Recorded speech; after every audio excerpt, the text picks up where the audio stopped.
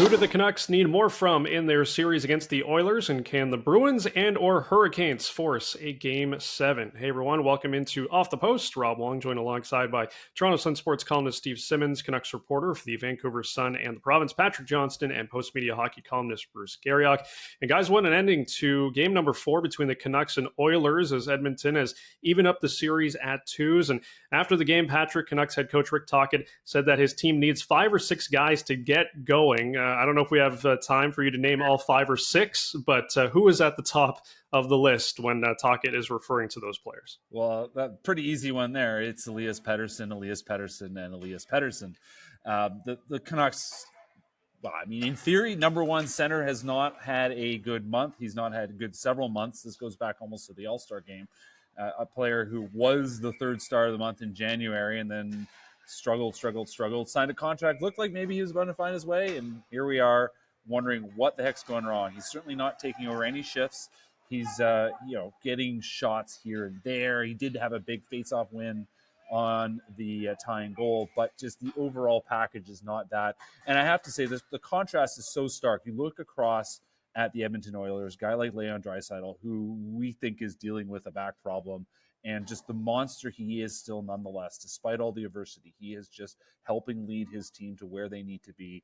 And right now, there's just one simple solution for Elias Pettersson. That's play better, find a will, make something happen. And he's not doing any of that right now.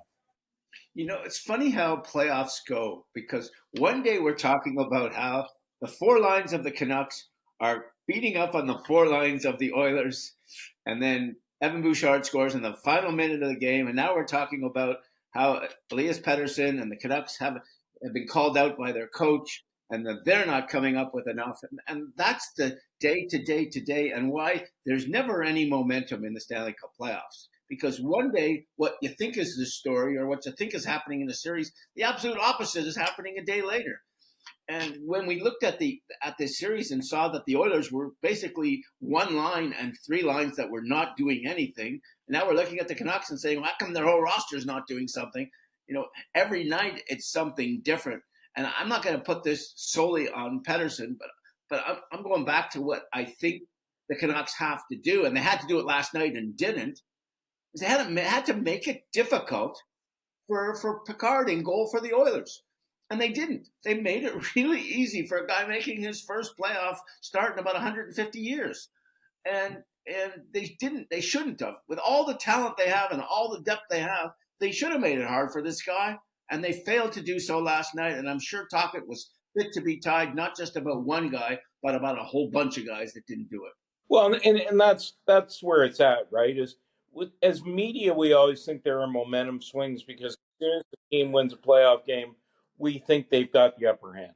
And, you know, you're crowned one day, and then what did Ron, the coach of the Leafs, say? Ron Wilson say?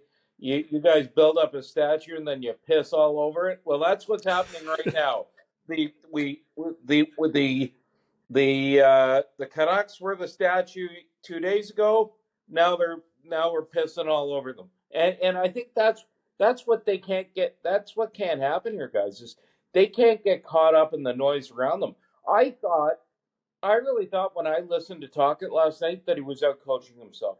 I really did. I thought, this is a guy who is the series is 2-2. They're not down 3-1.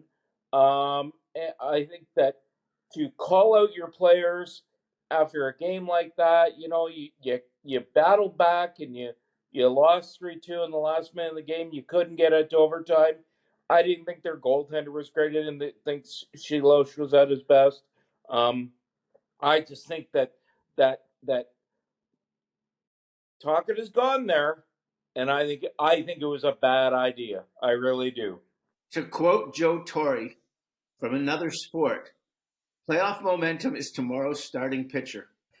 Yeah. And I think it's the same thing when you look at hockey. It may be tomorrow's starting goalie. And right now, even though the Oilers won Game 4, the way the kid has played in goal for Vancouver and the uncertainty in goal for Edmonton, I'll give the kid the better of the two situations right now, because I like the way he's he's battling for a guy who's never done anything before in his life. Rick Tocchet was asked about exactly that, Bruce, the honesty he shows. And he said, I'm not going to shy away from who I am. I'll praise you if you're great, and I've done that, and I will let you know if you're not doing well enough. And you're absolutely right. As a coach, you're walking a fine line. I think in the end, he is leaning in on the fact he's built a strong level of trust with these players. He generally doesn't weigh in on things like this. He's generally let the players sort of police themselves, regulate themselves. But in the moment, he looked back and said, listen, we had a chance to stick a knife in and make it 3-1, and a couple mistakes, which, every little mistake looms large, failed us, and we didn't help out. And yeah, Bruce, you're absolutely right. I think there is a question about how poorly maybe Shilov's tracked that late shot. I thought maybe it was deflected, but nonetheless, you want a couple guys getting in there. Didn't block the shot either. But at the end of the day, they needed a save there. They'd made some mistakes, and just because you make mistakes doesn't give you an excuse to sort of accept, oh, well, the goal went in. It was a huge moment, and the loss isn't on him. They were down 2-0 going into the period.